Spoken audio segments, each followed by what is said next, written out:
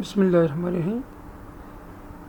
جہاد کا مفہوم، سب سے پہلے جہاد کا مفہوم امن سلامتی کے ہیں، اور جہاد کا لغوی مطلب پہلے لکھ دیں: کمال درجے کی کوشش کرنا، سخت کوشش کرنا، جد و جہد کرنا۔ قرآن و سنت کی اصطلاح میں جہاد مکمل کوشش کرنا، سچائی کی راہ میں یا اسلام کی سربلندی کے لیے، آسان الفاظ میں۔ اب جہاد کی اقسام کو علیحدہ علیحدہ ہیڈنگ دے کے لکھ دیں۔ مثلا قرآن پاک کے دلائل کی قوت سے دوسرے مذاہب پر اسلام کی فضیلت یا برتری جہاد بالقرآن ہے، اور اگر یہ بول کر کی جائے زبانی کلامی تو جہاد باللسان ہے، اگر لکھ کے کی جائے تو جہاد بالقلم ہے، اگر اپنی نفسانی خواہشات پر قابو پانے کی کوشش کی جائے تو جہاد بالقلب ہے اور جہاد اکبر بھی ہے، اگر اسلام کے دشمنوں سے نپٹنے کے لیے کی جائے تو یہ جہاد بالمال ہے، مال خرچ کر کے، اگر اللہ کی راہ میں جان کی بازی لگا دی جائے یہ بھی جہاد بالنفس ہے، اور اسلحے کے ساتھ مسلح کیا جائے تو جہاد بالسیف ہے۔ تو اس کے معنی بڑے مفہوم وسیع ہے۔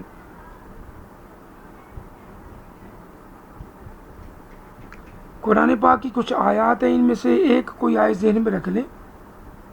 اللہ تعالیٰ نے اپنے نبی کو جنگ پہ گھسایا ہے، اور یہ وَحَرِّضِ الْمُؤْمِنِينَ عَلَى الْقِتَالِ، کوئی ایک آیت ریفرنس میں آپ لکھ دیں۔ 3 آیات ہیں، آگے 3 آیات اور ہیں۔ وَجَاهِدُوا حَقَّ جِہَادِهِ، جہاد کرو جیسا کہ کرنے کا حق ہے۔ کوئی ایک قرآنی آیت جو ہے اس کو ہم جو ہے ریفرنس کے طور پہ لکھ سکتے ہیں۔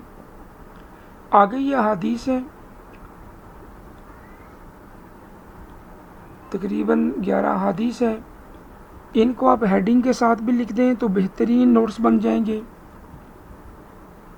مثلا اللہ رسول پر ایمان لانا بہترین جہاد ہے، اللہ کی راہ میں ڈٹ جانا تلواروں کے سائے میں ہے۔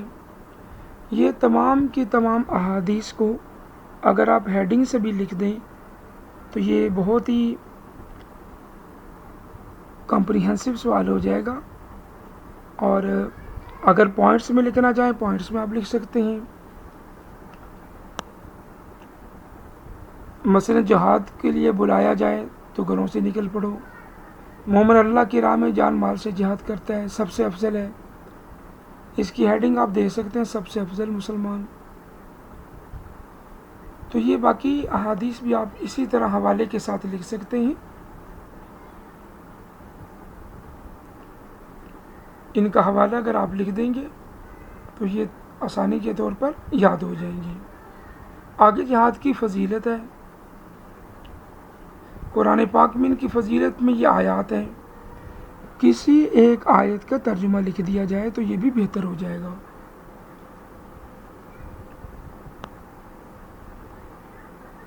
اور اسی طرح ارشادات نبوی میں جہاد کی فضیلت ہے، تو ان میں سے یہ احادیث لکھ دی جائیں تو اس کی فضیلت کمپلیٹ ہو جاتی ہے۔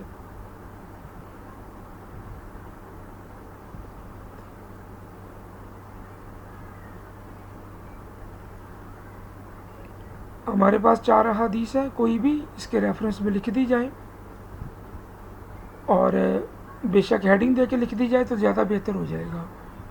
تو یہ آسان سا سوال ہے، اس کو آپ ذہن میں رکھ لیجئے گا، کرنے میں آسانی ہو جائے گی۔